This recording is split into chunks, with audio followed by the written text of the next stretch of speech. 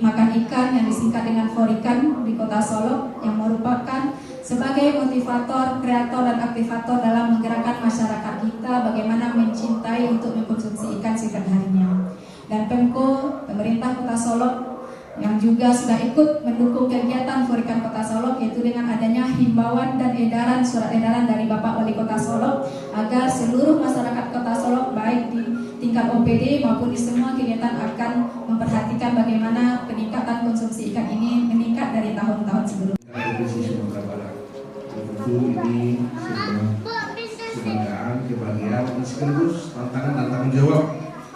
Apakah betul Kota Solo ini pantas akan masuk dalam nominasi? Tentu ya, kalau pikirnya bagus tentu imannya juga berkorelasi positif.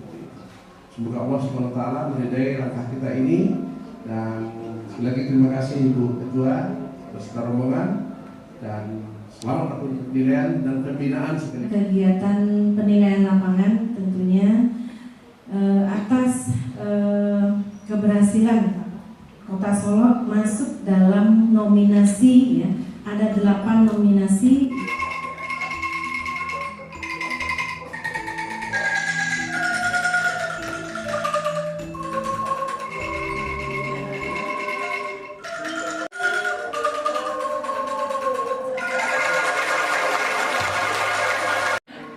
Ya, sekali lagi kita berikan tepuk tangan yang meriah untuk anak-anak kita dari PAUD Melati Kids.